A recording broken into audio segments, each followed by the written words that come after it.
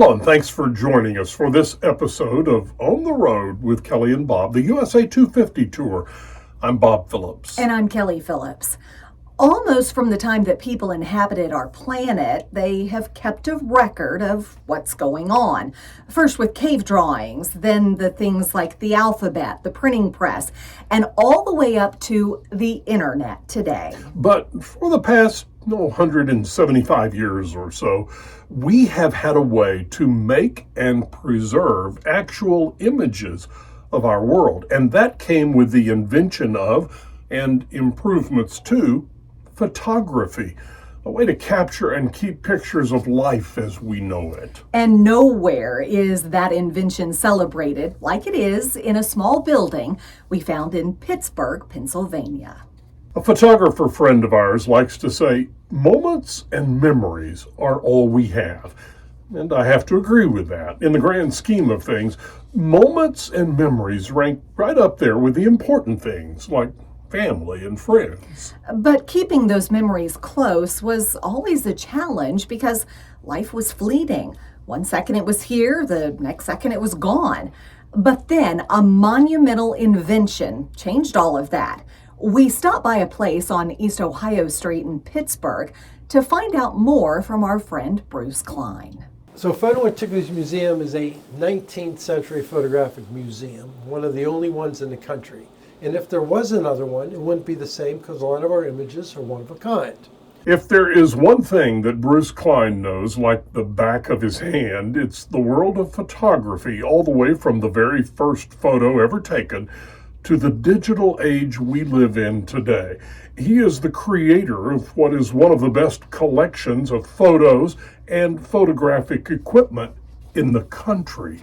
And he says it was photography that changed the way we remember this thing called life.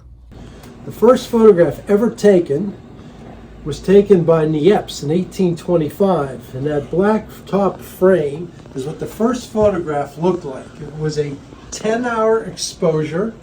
It was done on a piece of pewter, and the original sits in the University of Texas in Austin in their vaults. It's 4x5, small. A 10-hour exposure. Mm-hmm. In the 1950s, they enhanced it. That's what that second black frame is. That's what it would have looked like if it didn't fade away. So Niepce gets credit for the first photograph, but not the first permanent photograph, because it faded. So he worked with another Frenchman, Louis-Jacques Mandate Daguerre. In 1839, Daguerre used a piece of copper. He put silver on it. He polished it till it was a mirror. It took him sometimes 2 hours to polish a plate. His exposure time went from 10 hours to under 30 minutes. Ooh. That was pretty good. But his problem was how you develop it. You put it into a wooden box. The bottom of the box is mercury. Heat the mercury till it vaporizes. Those vapors rise up through the box. They hit the iodine and the image only appears. But these guys are smelling mercury fumes 4 hours, 6 hours a day. Some died, some got dementia, and others went blind.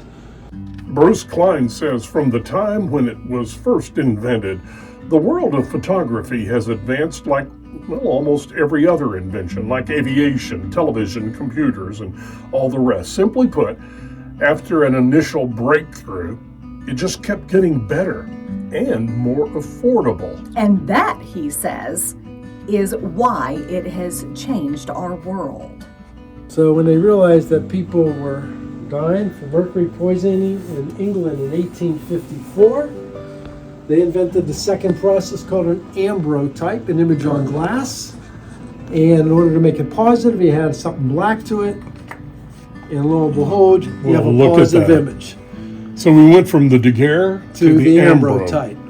But of course, you know, the problem with this is every time you dropped it, you cracked it. Oh. So the only process that we invented in the United States in 1856 was at Kenyon College over in Ohio, and it was called a tintype.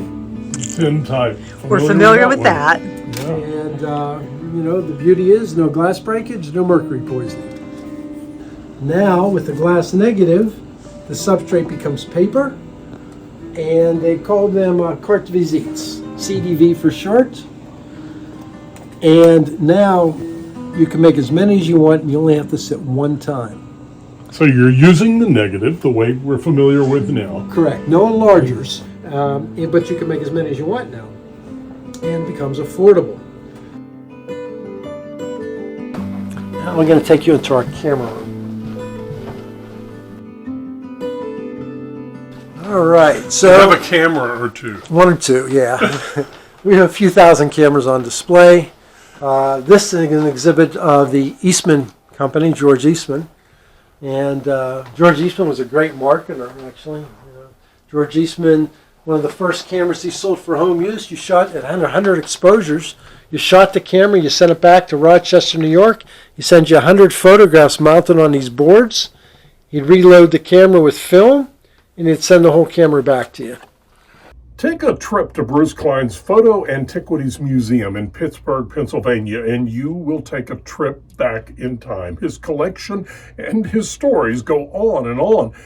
And trust me, we couldn't get enough of them. He is a walking, talking history lesson of one of the most enjoyable parts of life, preserving our moments and our memories.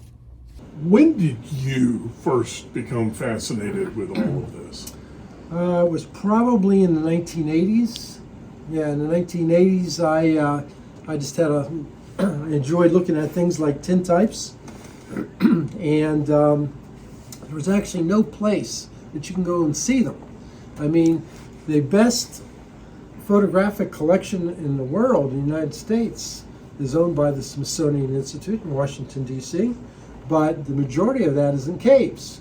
So, in other words, if you wanted to see daguerreotypes, if they weren't showing daguerreotypes that month, you may see one, but you're not going to go see a collection of them. If you're one of the cabinet cards, again, if they're not showing them, you're not seeing them. So I thought it'd be an interesting thing to actually show all the processes so people can see the evolution of photography and actually get to see how photography changed over the years and why. And so I started to put a little collection together, and then it just grew and grew and grew. So this little collection went from these to all of this stuff. Now we're into cameras, support systems for the cameras, Right, sure. lighting, and how many photographs do you think you have? Do you have any idea? No, I have no idea, but I didn't think so. a lot. I mean, negatives, we probably have over 100,000 negatives in all formats, from glass negatives, 8x10, all the ways down to small little ones, images, thousands, cameras, thousands. And you've gone from zero That's correct, from zero to these to numbers. whatever this number is that you don't know what it is. Exactly. What is it about photographs that keep people intrigued day in, day out, year after year? Well, think about it. A photograph is recording a moment in time that creates a memory that can last a millennium. Wow.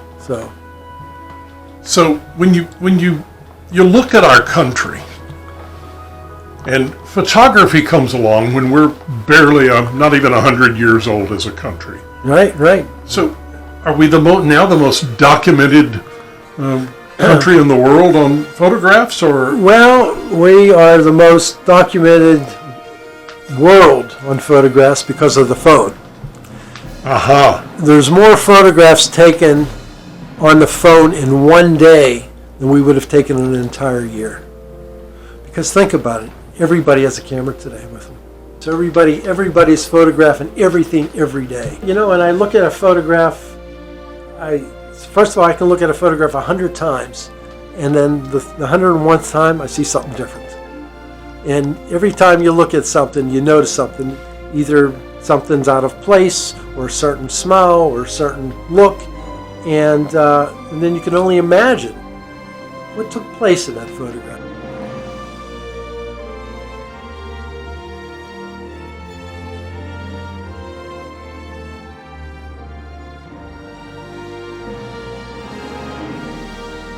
I get a feeling you can get lost in all of these pictures. Oh, absolutely. I mean, you could, absolutely. You can. I mean you, though. Oh, I can get lost in them, yeah, for sure.